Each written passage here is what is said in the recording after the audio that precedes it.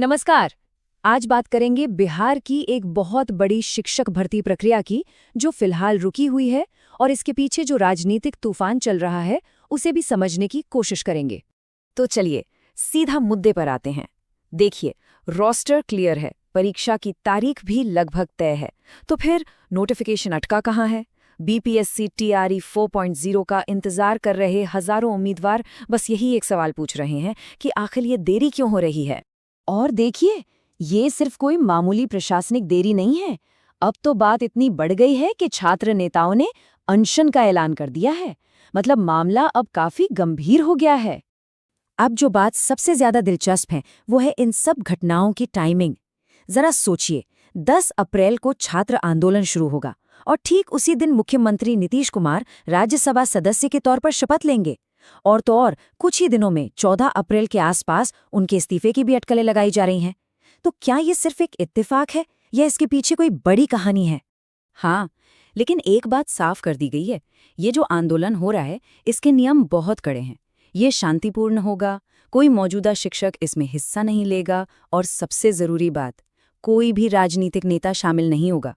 मकसद बिल्कुल साफ है, इसे पूरी तरह से छात्रों का आंदोलन दिखाना है, ताकि कोई ये ना कह सके कि ये किसी की राजनीति से प्रेरित है।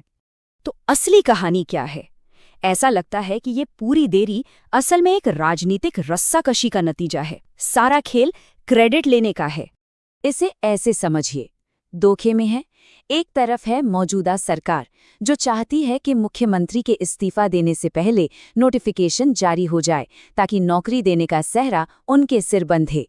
दूसरी तरफ हैं उनके सहयोगी, जो शायद अगली सरकार बनाने वाले हैं।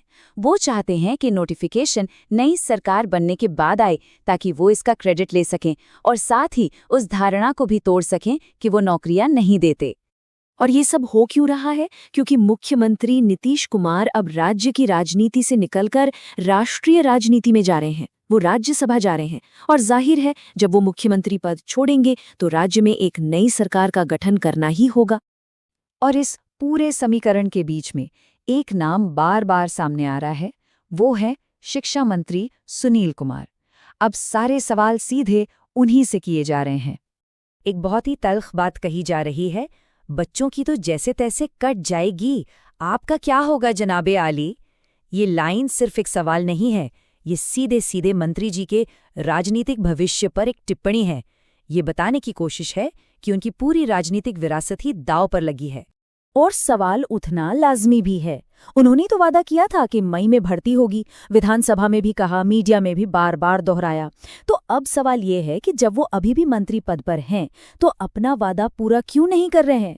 क्या वो इस बात का इंतजार कर रहे हैं कि कैबिनेट बदले और शायद वो इस पद पर ही ना रहें?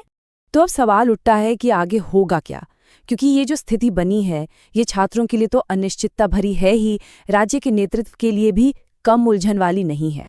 चलिए समझते हैं कि सरकार बदलने की प्रक्रिया होती कैसे है।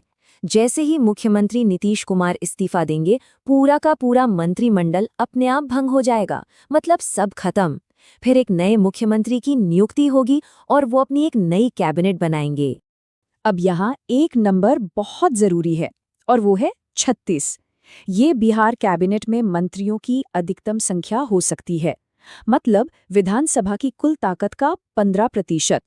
तो अब असली सवाल पर आते हैं, जब नई कैबिनेट बनेगी तो क्या सुनील कुमार फिर से शिक्षा मंत्री बनेंगे? इसकी कोई गारंटी नहीं है। हो सकता है उन्हें कोई और विभाग मिले, या हो सकता है कि वो कैबिनेट में ही ना हो। ठीक है, ये तो हुई आज की राजनीति की बात। लेकिन चलिए इस तात्कालिक खींचतान से थोड़ा ऊपर उठकर देखते हैं कि एक भर्ती में हो रही ये देरी बिहार के दूरगामी भविष्य के लिए कितनी बड़ी बात है। इसकी अहमियत समझने के लिए कॉन्सेप्ट को जानना जरूरी है, जिसे कहते हैं डेमोग्राफिक डिविडेंड। आसान भाषा में कहें तो ये किसी भी देश या राज्य के लिए आर्थिक विकास का एक सुनहरा मौका होता है। और बिहार के लिए वो सुनहरा मौका अपने चरम पर होगा साल 2041 में। इसका मतलब ये है कि उस वक्त बिहार के पास अपने इतिहास में सबसे ज्यादा काम करने वाली आबादी होगी, यानी युवाओं की फौज।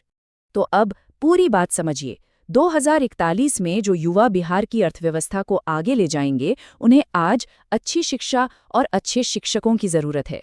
तो अगर आज शिक्षकों की भर्ती में देरी करके शिक्षा व्यवस्था में निवेश नहीं किया गया, तो ये सीधे सीधे आने वाले दशकों में बिहार के सबसे बड़े आर्थिक मौके को दांव पर लगाने जैसा है। और यहीं पर आके हम एक बहुत बड़े और गंभीर सवाल पर रुक जाते हैं कि जब राजनीति के दांवपेच शिक्षा जैसी बुनियादी जरूरत पर भारी पड़ने लगते हैं, तो इसकी असली कीमत आखिर कौन चुकाता है?